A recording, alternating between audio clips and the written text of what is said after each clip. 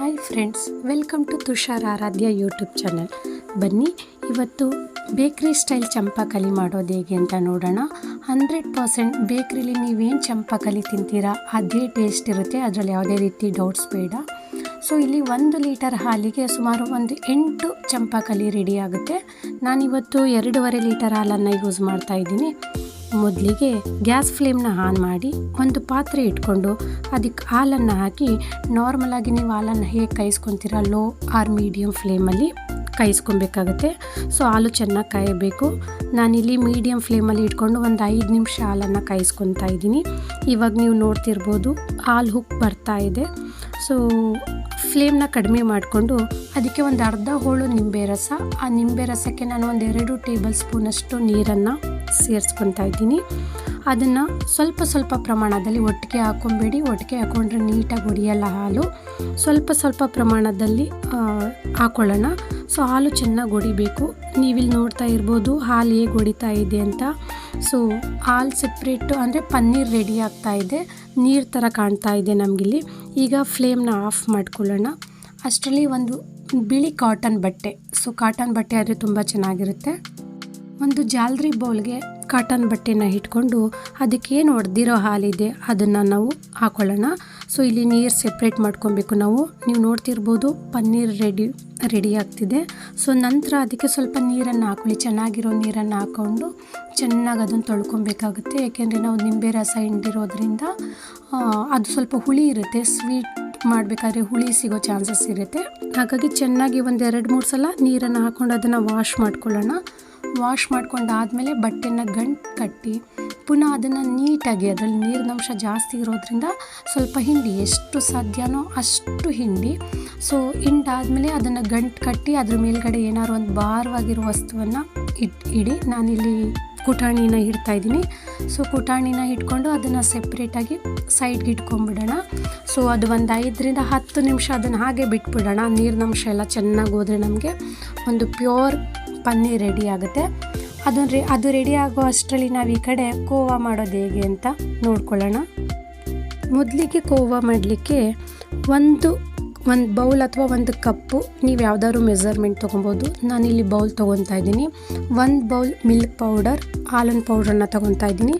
ಅದೇ ಬೌಲಲ್ಲಿ ಅರ್ಧ ಬೌಲ್ ಸಕ್ಕರೆ ಮತ್ತು 1/2 ಬೌಲ್ ಹಾಲನ್ನು ತೊಗೊತಾ ಇದ್ದೀನಿ. ಜೊತೆಗೆ ಒಂದು 4-5 ಟೇಬಲ್ ಸ್ಪೂನ್ ಮನೆ ತುಪ್ಪ ಬೇಕಾಗುತ್ತೆ. ಮೊದಲಿಗೆ ಫ್ಲೇಮನ್ನು ಆನ್ ಮಾಡಿಕೊಂಡು ಲೋ ಫ್ಲೇಮಲ್ಲಿ ಇಟ್ಕೊಂಡು ಒಂದು ಅಗಲವಾಗಿರೋ ಪಾತ್ರೆಯನ್ನು ಇಟ್ಕೊಂಡು ಅದಕ್ಕೆ 1 ಕಪ್ ಮಿಲ್ಕ್ ಪೌಡರ್, ಅರ್ಧ ಕಪ್ ಸಕ್ಕರೆ ಮತ್ತು ಅರ್ಧ ಕಪ್ ಹಾಲನ್ನು ಜೊತೆಗೆ 1 ಟೇಬಲ್ ಸ್ಪೂನ್ ತುಪ್ಪವನ್ನು ಹಾಕ್ಕೊಂಡು ಚೆನ್ನಾಗಿ ಅದನ್ನು ಮಿಕ್ಸ್ ಮಾಡ್ಕೊಬೇಕು. ಒಂದು ನೆನಪಿಟ್ಕೊಳ್ಳಿ, ಗಂಟಾಗಬಾರ್ದು, ಜೊತೆಗೆ ತಳ ಹಿಡಿಬಾರ್ದು.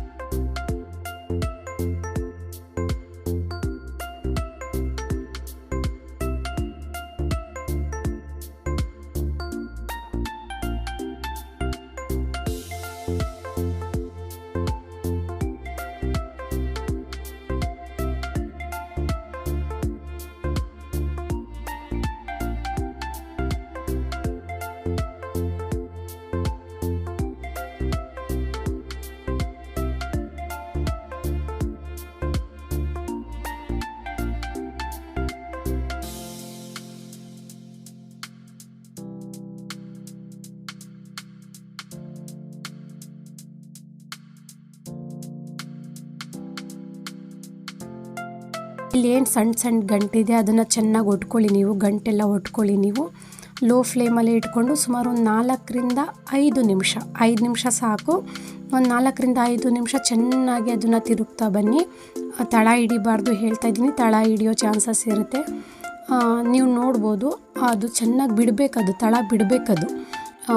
ಒಂದು ಥಿಕ್ನೆಸ್ ಬರುತ್ತೆ, ಅದು ಒಂದು ಕನ್ಸಿಸ್ಟೆನ್ಸಿ ಬರುತ್ತೆ. ಈ ಕನ್ಸಿಸ್ಟೆನ್ಸಿ ಬರೋವರೆಗೂ 4-5 ನಿಮಿಷ ಅದನ್ನು ಚೆನ್ನಾಗಿ ತಿರುಕೊಳ್ಳಿ. ಸೊ ನೀವು ನೋಡ್ತಿರ್ಬೋದು ಇದು ಕೋವಾ ರೆಡಿಯಾಗಿದೆ. ಸ್ವಲ್ಪ ಬಿಸಿ ಇದೆ, ಸ್ವಲ್ಪ ತಣ್ಣಗಾಗಲಿಕ್ಕೆ ಇಟ್ಬಿಡೋಣ. ಸುಮಾರು ಒಂದು 5 ನಿಮಿಷ ಟೈಮ್ ತೊಗೊಂತು. ಇನ್ನೊಂದು 5 ನಿಮಿಷ ಟೈಮ್ ಕೊಟ್ಟು ಏನು ನಾವು ಗಂಟು ಕಟ್ಟಿಟ್ಟಿದ್ವಿ ಪನ್ನೀರು ಅದನ್ನು ತಗೊಳ್ಳೋಣ. ನೀವು ನೋಡಿ ಈಗ ಗಂಟು ಬಿಚ್ಚುತ್ತಾ ಇದ್ದೀನಿ ಎಷ್ಟು ಚೆನ್ನಾಗಿ ಪನ್ನೀರ್ ರೆಡಿಯಾಗಿದೆ ಅಂತ.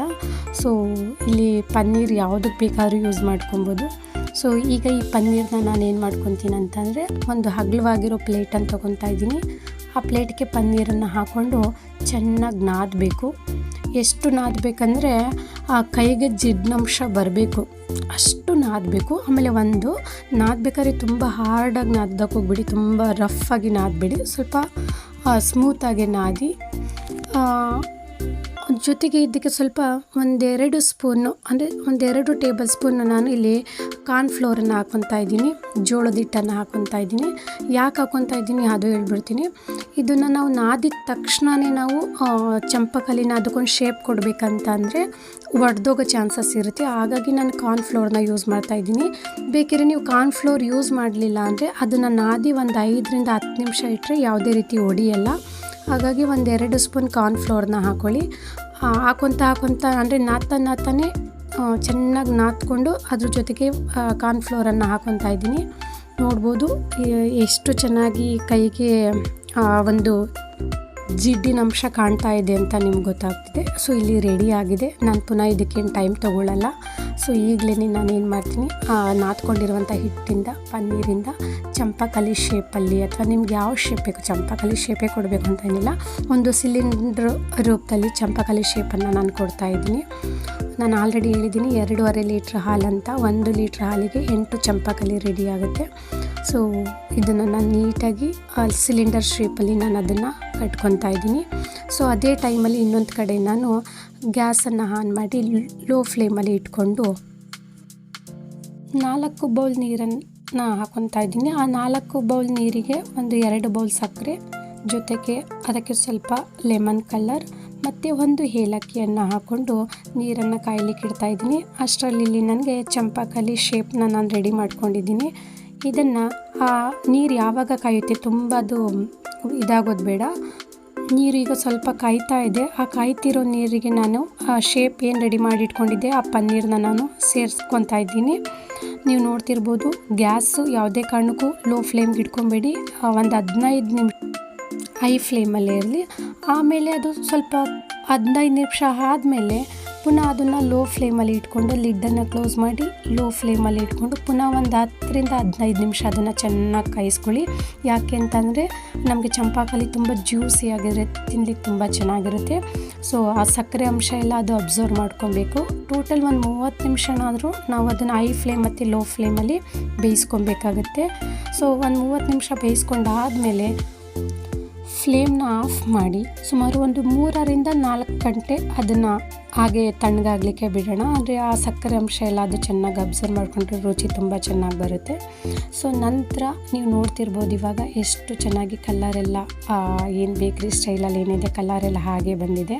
ನೆಕ್ಸ್ಟ್ ಅದನ್ನು ಒಂದೊಂದಾಗಿ ಒಂದು ಸೆಪ್ರೇಟ್ ಪ್ಲೇಟ್ಗೆ ತೊಗೊಂಡು ಅದನ್ನು ನೀಟಾಗಿ ಚಾಕುನಲ್ಲಿ ಮಧ್ಯದಲ್ಲಿ ಅದನ್ನು ಕಟ್ ಮಾಡಿ, ಈಗ ಆಲ್ರೆಡಿ ನಾವೇನು ಕೋವನ್ನ ರೆಡಿ ಮಾಡಿ ಇಟ್ಕೊಂಡಿದ್ವಿ ಅದನ್ನು ಫಿಲ್ ಮಾಡ್ತಾ ಬರೋಣ. ಅಂದರೆ ಮಧ್ಯದಲ್ಲಿ ನೀಟಾಗಿ ಕಟ್ ಮಾಡ್ಕೊಳ್ಳಿ, ಓಪನ್ ಆಗಿಬಿಡುವಂಥ ಚಾನ್ಸಸ್ ಇರುತ್ತೆ, ಸೆಪ್ರೇಟ್ ಆಗುವಂಥ ಚಾನ್ಸಸ್ ಇರುತ್ತೆ.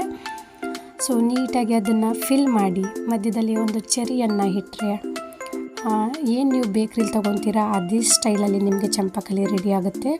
ಇವಾಗ ನೀವು ನೋಡ್ತಿರ್ಬೋದು ತುಂಬ ಜ್ಯೂಸಿಯಾಗಿ, ತುಂಬ ಕಲರ್ಫುಲ್ಲಾಗಿ, ತುಂಬ ರುಚಿಕರವಾದಂತಹ ಬೇಕ್ರಿ ಸ್ಟೈಲ್ ಚಂಪಾಕಲಿ ಮನೆಯಲ್ಲೇ ರೆಡಿ ಆಗುತ್ತೆ. ಸೊ ತುಂಬ ಚೆನ್ನಾಗಿರುತ್ತೆ, ನೀವು ಒಂದ್ಸಲ ಟ್ರೈ ಮಾಡಿ. ಇದು ನೋಡ್ತಿದ್ರೆ ಯಾರು ಕೂಡ ನಂಬಲ್ಲ ಮನೇಲೇ ಮಾಡಿರೋದು ಅಂತ, ಇಲ್ಲ ಬೇಕ್ರಿಲಿ ತಂದಿರ್ಬೋದು ಅಂತ ಅಂದ್ಕೊತಾರೆ. ಖಂಡಿತ ಇಲ್ಲ, ಇಲ್ಲಿ ಚೆರಿ ಮಾತ್ರ ನಾವು ಹೊರಗಡೆಯಿಂದ ತಂದಿದ್ದೀವಿ, ಇನ್ನು ಮಿಕ್ಕಿದ್ದೆಲ್ಲ ಮನೇಲೇ ಮಾಡಿರೋದು. ಸೊ ನೀವು ನೋಡ್ತಿರ್ಬೋದು ಎಷ್ಟು ಚೆನ್ನಾಗಿದೆಯಲ್ಲ, ಎಷ್ಟು ಕಲರ್ಫುಲ್ಲಾಗಿ ಕಾಣ್ತಾ ಇದೆ. ರೆಡ್ ಕಲರ್ ಪ್ಲೇಟಲ್ಲಿ ಯೆಲ್ಲೋ ಕಲರ್ ಚಂಪಾಕಲಿ ಬೇಗ ಬೇಗ ತಿನ್ನಬೇಕು ಅಂತ ಅನ್ನಿಸ್ತಾ ಇದೆ. So thank you for watching.